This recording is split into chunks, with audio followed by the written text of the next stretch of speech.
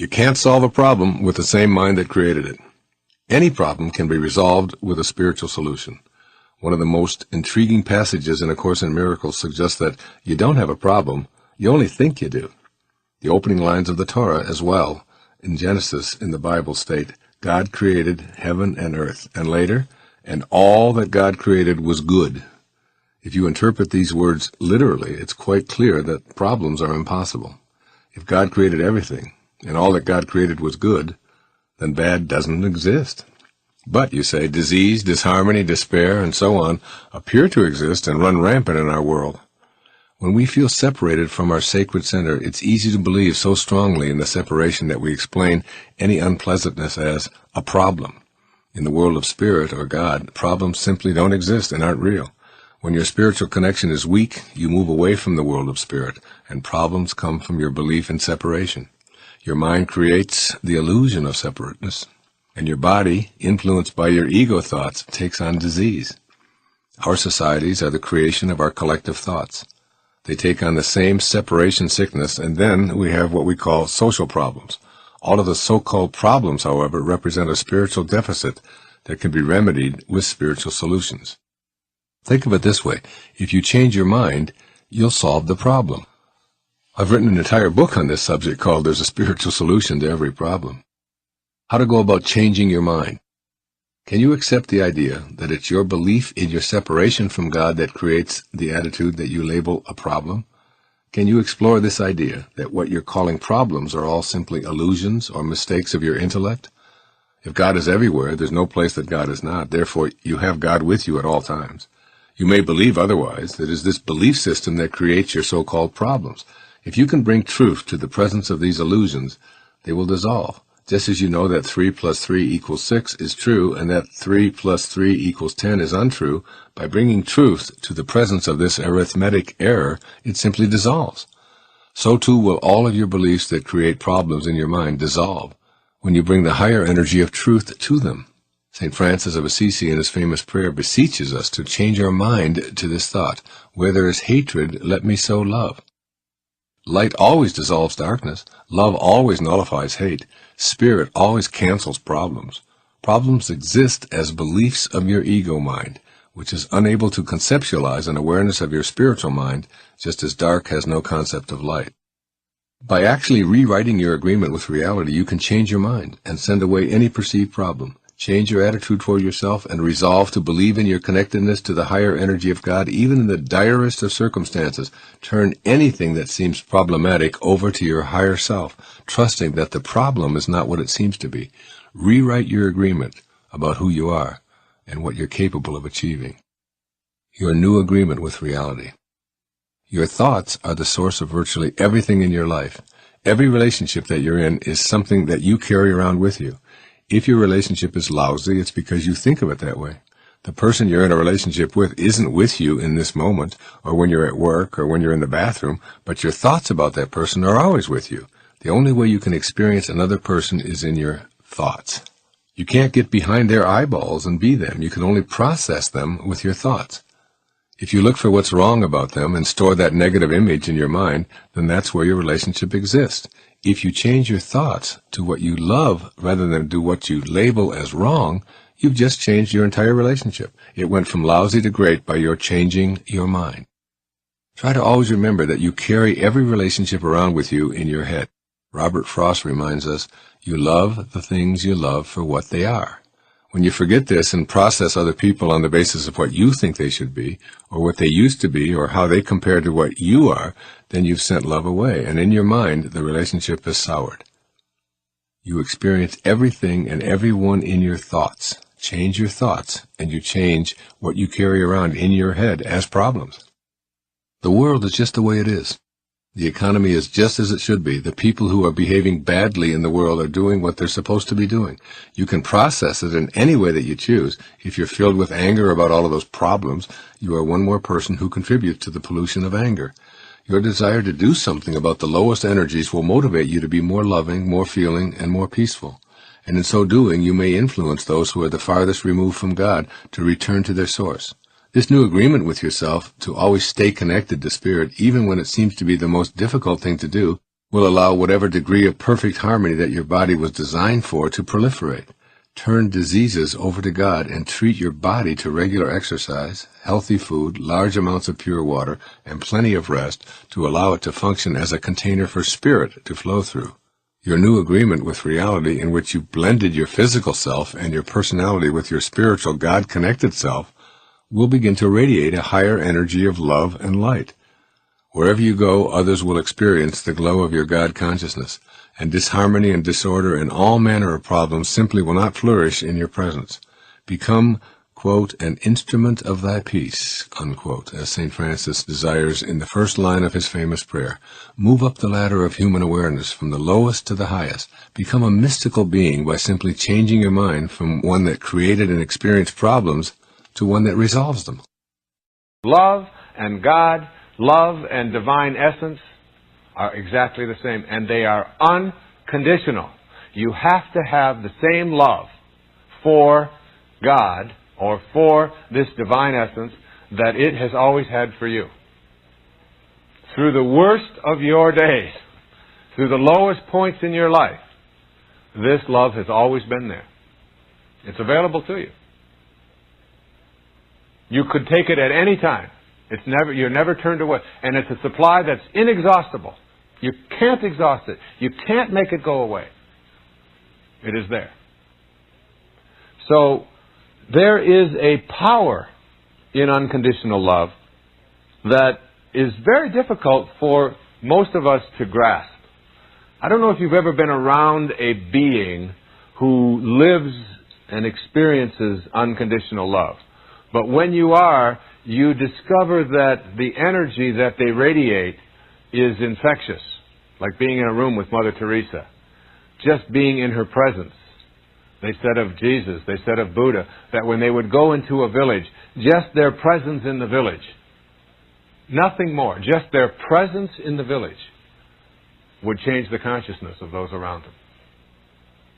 From the perspective of having this divinity within you, which is a love for what is going to manifest, what happens when you start picturing your world this way is that your life starts to change.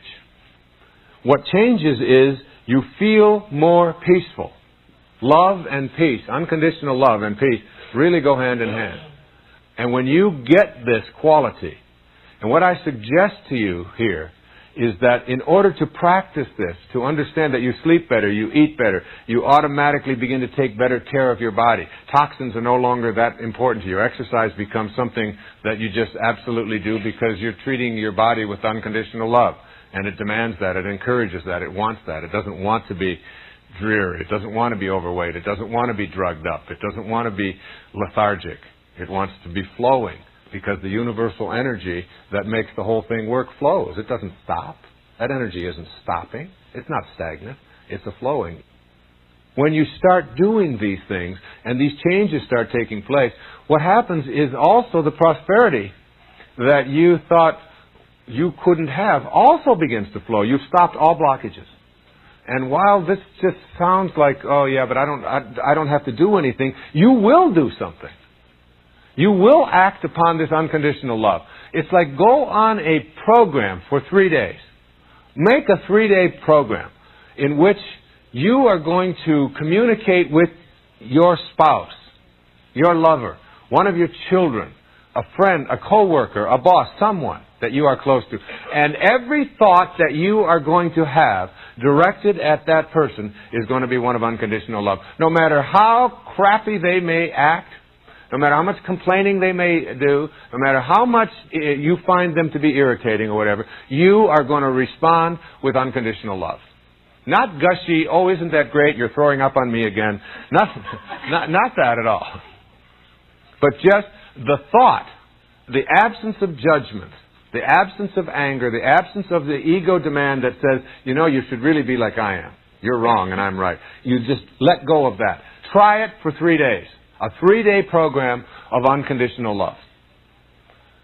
And watch what happens to your energy level. And watch what happens to the things that you want to manifest in your life. And begin to notice how you're sleeping and what the content of your dreams are. And notice how other people begin to treat you. You see, unconditional love is joy, and it's also power.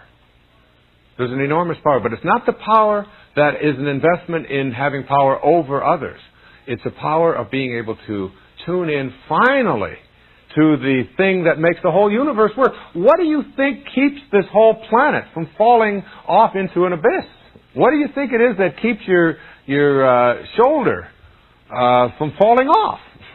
What do you think it is that keeps the cells of your eyeballs in their sockets? There's a force, there's an energy, there's something that is working that keeps everything in place, that makes it all work, that makes it all flow. You finally begin to tune into that. You start to trust your nature more than you trust your intellect, which is your ego. Your nature knows how to work. It knows how to make your body work. Your nature knows exactly how many nutrients to send to all the different organs of the body. You don't have to think about that every time you eat something. It's working. Your nature knows how much oxygen to take in and how much to let out. You don't need a formula for that. Your intellect says that water there, it can't possibly be made up of 2 parts of hydrogen and 1 part of oxygen. Those are gases. Your intellect says there's no way. But nevertheless it is, isn't it, as we examine it. So your nature works perfectly in perfect harmony, as does everything else that keeps the oceans from tilting on their side and having tidal waves. This nature of yours that you are in, that is in you, that you are not separate from, is flowing. It's perfect. It's unconditional. It doesn't judge. It doesn't ask anything. Be that, and the rest of this will fall right into place. It's astounding how powerful this unconditional love is. If you are what you think about, then you have to start getting real careful about what you think about. Now, you have to start this with being cautious about every conversation that you have with your friends, with your relatives, with your mother, with your husband, with your children, that focuses on what's missing in your life. Because if you want to attract something into your life, something good, something grand, something godlike, something prosperous, something of well-being, health, whatever it might be, if you want to attract that into your life, but you're talking about what's missing and thinking about what's missing, and you understand that what you think about is what expands, you will continue to expand more of what's missing, and you'll continue to attract what's missing in your life. I never talk about what's missing in my life. I only put my attention on what I intend to create. And I have shifted it. And I learned this lesson a long time ago, but the place that it probably expresses it better than any is Esther and Jerry Hicks' book, Ask and It Is Given. The teachings of Abraham, it's called Learning to Manifest Your Desires, have more than anything, I think they're the greatest, among the really greatest teachings on the planet today. And I know Esther and Jerry, I know them well, I've been with them on many occasions. It's about practicing this idea of not putting your thoughts on what is missing and shifting it to, it's on its way. It's on its way.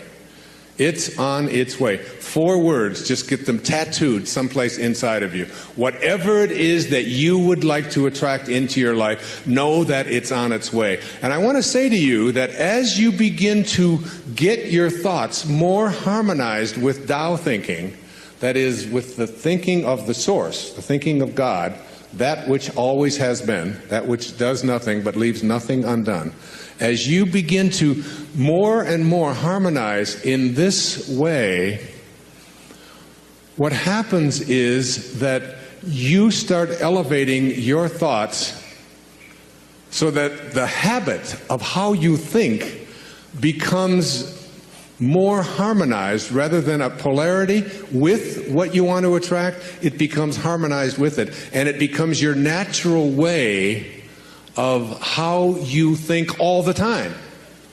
And you start then beginning to teach your children the same way of thinking. So you just catch them when they start saying things like, oh, with my luck, it won't work out. Why have any of us ever learned to say, with my luck, and having it mean things aren't going to work out? Why wouldn't you say, and just have it as your habit, with my luck, it'll probably show up faster than it normally does? Why not have that kind of a way? Because here's what happens. As you begin to shift the way that you think and have an anticipation that this thing is going to work out for you, you can only act upon your thoughts. And as you get these higher and higher thoughts, what happens is that the thought is now more aligned with what it is you want to attract, and then you start acting upon that thought. And as you start acting upon the thought that it will work out, that it's probably on its way, you start to see how this whole system all works. In other words, call it the universe, whatever you want, begins to conspire with you. It begins to act almost where you suddenly become a collaborator with fate. And instead of fate being something that just might or might not happen to you, you're in collaboration with what it is that you want to attract. I mean, ask any physician, there's physicians here today, ask them about something called the will to live. Ask them about somebody who's going in for a corneal transplant and thinks that I'm going to see when this thing is done, rather than someone who thinks it probably won't work out. And which one would they rather work with? What is this thing called the will to live? What is this thing, this inner kind of thing that says, I refuse to allow myself to think? I say to my mother, who's 90 years old, almost 91 years old. I was with her for the last 5 days, every day, all morning long with her. And she's been going through some difficulties and so on. Most of you saw her on the PBS show, if you saw The Inspiration. She has always said to me how she was going to die. She said it to me when she was 60. What her death was going to look like, when she was going to die in her sleep, and it was going to be, it was going to be a peaceful thing, and she was going to do it when she was ready. When she was ready, she would leave, and she would know when it was time. And she says, and don't think it's time. I said, well, you got a hangnail there. Maybe we should just move on with it. And she said, no, I'll tell you when I'm ready. But she has always said, I will never allow Alzheimer's into my life. She's always said that is not something. She'll say things like, well, I can't remember this name quite as well as I did before, but that concept of it's just not anything that I've ever allowed myself to think is a possibility. And I said to her, well, what if you're wrong? She'll say, well, who'll know the difference? And they've done research on this, in studies on gerontology, where what does your life look like from 60 plus? Versus what does your life look like from 60 down into your 20s? That people who live a dynamic life into their 60s, 70s, 80s, and 90s, people who feel strong, who don't feel that getting older means that I have to in any way decline any place, physically or mentally. Getting older has nothing to do with the concept of declining. That when people are in their 20s and 30s and 40s and 50s, and this is their perception of what their life is going to be like when they're in their 60s, that those people have a much greater chance of not attracting the kinds of diseases that are so much age-related as do people who think of old as infirm and declining throughout their 20s, 30s, 40s, and 50s. That you change the way you believe about that and you say declining is not a possibility. I don't think about what's missing. You don't put your attention on what's missing. You don't tell other people about what's missing. And you don't tell other people about what you can't do and what isn't working and how terrible the world is. And the Tao teaches so much of it was written for leaders, people in positions of power. But I've translated all of that into your own level of leadership. And the great leaders are the ones who eschew violence.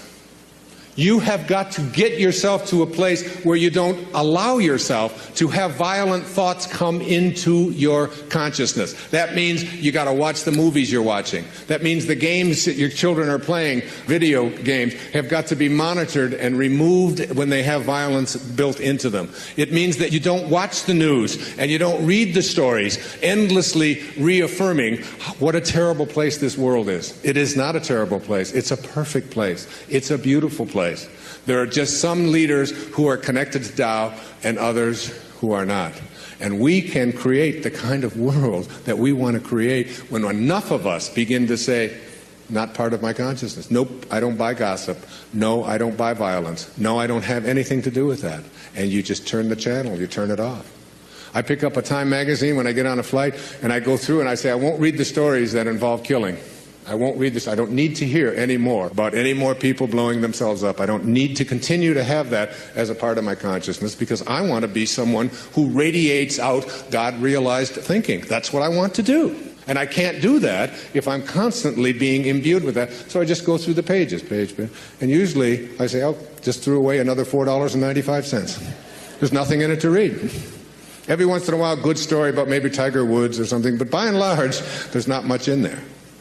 And you don't have to fill yourself with that kind of energy. So you don't put your thoughts on what's missing. You don't put your thoughts on what always has been. You don't put your thoughts on what others want for you, unless you want more of what others want for you to continue to show up into your life. So that if you're having conflicts with anybody that's out there, you don't have to put your attention on any thought that is out of harmony with the relationship that you would like to have. It doesn't have to be. You can have a love story replace a hate story by just changing your thoughts in any moment of your life. As you'll see, some of you will see it this afternoon, as Katie works with some of you and does the work and teaches you to ask yourself these questions about how can you be sure? How can you be sure that that thought is true? Why not have a love relationship with your ex-husband or your ex-wife? Why not have a love relationship with your in-laws? Why not? Why not have it with everyone on the planet? Why not? Indeed, why not? Every moment of your life, this choice is yours. You can either be a host to God or a hostage to your ego. It's your call. God bless you, and thank you for your attention. Namaste. Thank you. It seems to me that I have always known this.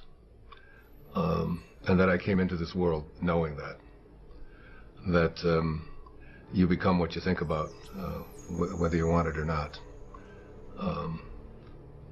I was really very blessed. I lived in an orphanage until I was 10, in a series of foster homes with my older brother, but he was sick quite a bit. He was very anemic, and I used to have to help him as a young boy. He was 16 months older than I was, and this was when I was 4, 5, 6, and 7, and so on. And I can remember I lived out in Mount Clemens, Michigan, at 231 Town Hall Road with a lady. Her name was Mrs. Scarf, and she had a lot of children would come and go from there. And I was in a foster home because the circumstances at that time were such that my father had walked out on his family. And I was born in the Depression, and there was no welfare and things like that in those days, so it was like people just helped each other out. And my mother was working as a candy girl in Detroit, on the east side of Detroit, earning $17 a week, and she just didn't have the money and wasn't able to provide for her children. So we lived out at this one particular place, and I can remember whenever a new child would come to the house, they would always say, "Go find Wayne." And I would be out in the back. They had orchards there, and this was no hardship. This was no difficult thing for me. This was a great blessing, I think, in my life. those earliest days. And I can remember a girl named Martha came, and they were dropping her off for basically the same reasons that we were dropped off there. And they said, go find Wayne. And I came and I started talking to Martha, and she was crying and she was all upset and she was sad. And I was trying to convince her that she didn't have to be sad, that this was, and I remember saying to her, this is a great place. There's no parents here. You can do pretty much anything that you want. I mean, you've got a lot of freedom and we're going to have a great time. And I can remember being in school, at the public school. It was a numbered school. They didn't even name them in that day. It was PS number 127.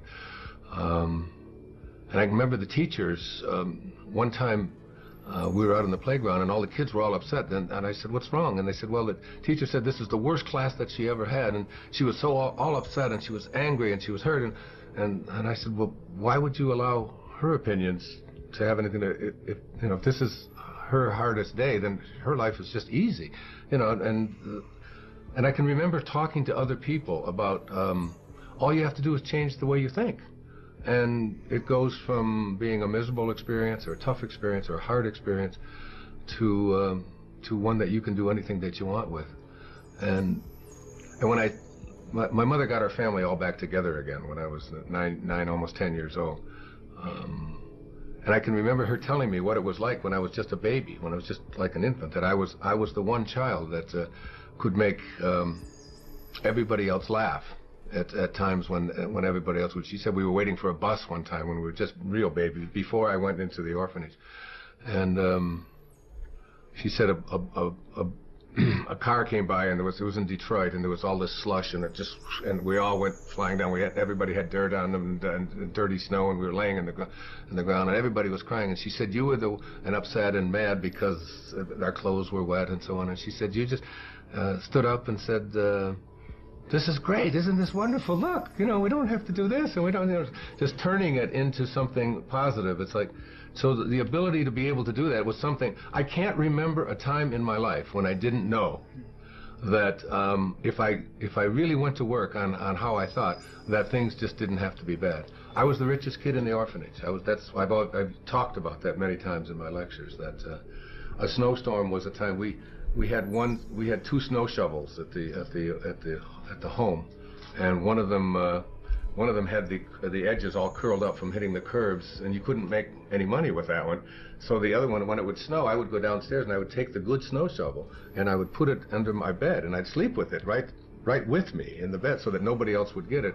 And I would get up before everybody else got up and I would go out and I would just shovel everybody else's snow, shovel their walk. And then later on, and I'd just go knock on the door and just tell them that I shoveled their walk. And some would say thank you, and some would give me a dime, which doesn't sound like much, but that's about $3,000 in today's money.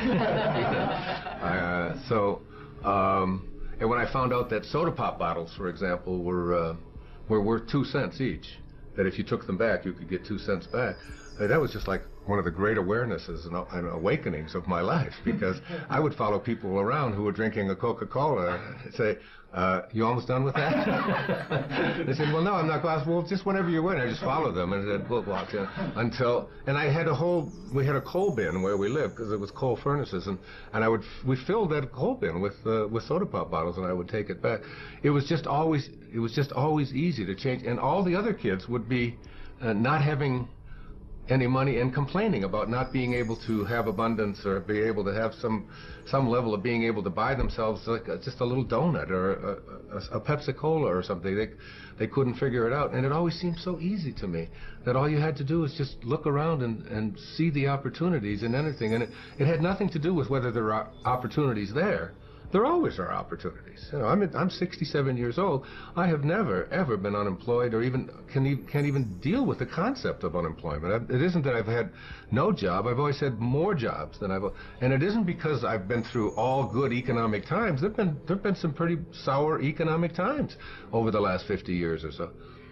I just have never known how to think any other way than if you change the way you think about things, you can create whatever it is you want for yourself in your life. It's just a simple knowing. I mean, I've made a living talking about it. I've written lots of books about it and so on. But I have always lived it and practiced it, and I still do today. was Thomas Troward. I don't know. He did some lectures on mental science way back in the 1907, 1908. He was from Scotland. And one of the things that he said is that the law of flotation was not discovered by the contemplation of the sinking of things. So that, you know, like before the 15th and 16th centuries, all of the ships were made out of wood.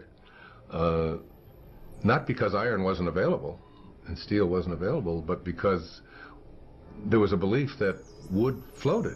So therefore you had to make ships out of things that floated. That's literally how and then someone came along and said that it has absolutely nothing to do with what things are made out of. It has to do with the amount of water that is being dispersed. That's what determines whether something will float or not.